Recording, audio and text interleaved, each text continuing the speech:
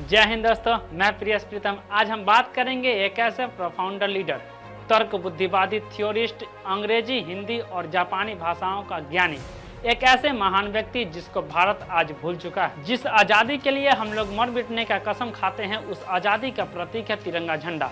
यह तिरंगा झंडा जो हर एक कल्पित माँ अपने बच्चों को इसमें लपटा दिखना पसंद करते हैं। हर नागरिक यह सोचता है कि यदि हम इस दुनिया में नहीं रहे तो हमारा अंतिम शरीर इस तिरंगे झंडे में लिपटा हुआ हो।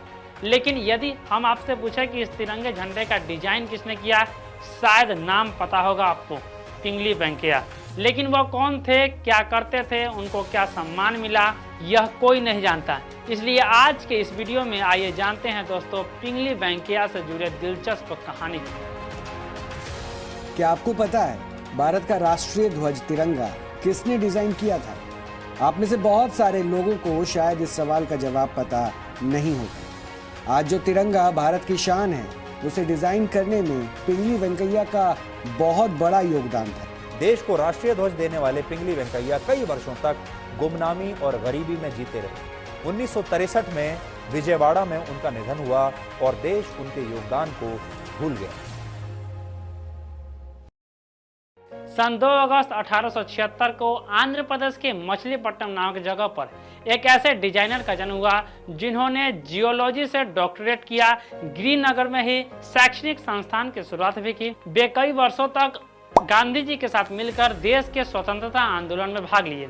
एक समय की बात है जब वे कांग्रेस के अधिवेशन से लौट रहे थे तो चारों तरफ ब्रिटिश हुकूमत का झंडा देख वे आश्चर्यचकित हो गए। उन्होंने सोचा कि जिस देश में हम रहते हैं उस देश का कोई प्रतीक नहीं है, भारत का भी एक प्रतीक होना चाहिए। इसलिए सन 1916 से 1930 तक उन्होंने 30 से अधिक देशों का राष्ट्रीय ध्वजों का अध्ययन किया और सन 1921 में पिंगली वेंकैया ने मद्रास में गांधी जी को एक झंडे का डिजाइन दिखाया, जिसमें उन्होंने देश के प्रमुख 2 धर्मों का उल्लेख किया। लाल रंग हिंदू का प्रतिनिधित्व करता था, जबकि हरे रंग मुसलमान का प्रतिनिधित्व करता था। फिर गांधी जी के कहने पर सभी धर्मों को रिप्रेजेंट करने के लिए सफेद रंग को जोड़ा गया। इसके साथ ही झंडे के बीच में चरखा को लगाया गया, क्योंकि गांधी जी यह मानते थे कि ब्रिटिश हुकूमत के खिलाफ चरखा एक प्रगति का कारण बनता है। कई इतिहास वर्ष पीछे जाए तो आपको जानकर यह गहरा आश्चर्य हुआ कि सन 1906 में पहली बार झंडा सामने आया, जिसमें हरा रंग ऊपर की ओर, लाल रंग नीचे की ओर तथा एक चांद एक सितारे के साथ एक झंडा दिखाई दिया। बाद में थोड़ा सा परिवर्तन कर लाल रंग के जगह पे केसरिया और हरा को नीचे रख चांद और सितारा के साथ एक झंडा बनाया गया। लेकिन फिर 1917 में ब्रिटिश हुकूमत के झंडे को एक कॉर्नर पर रखा।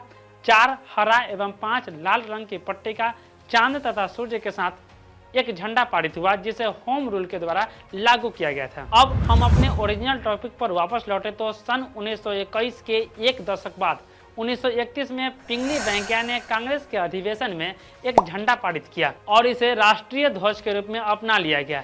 लेकिन इस झंडे का केसरिया रंग हिम्मत, बलिदान और साहस, सफेद रंग शांति और सच्चाई की तथा हरा रंग देश के विकास को दर्शाता है। लेकिन वर्ष 1921 में डॉक्टर राजेंद्र प्रसाद की अध्यक्षता में एक कमेटी बनाई गई, जिसमें चरखे के स्थान पर अशोक चक्र को रखा गया। यह अशोक चक्र देश में आगे बढ़ते रहने का एक प्रतीक है।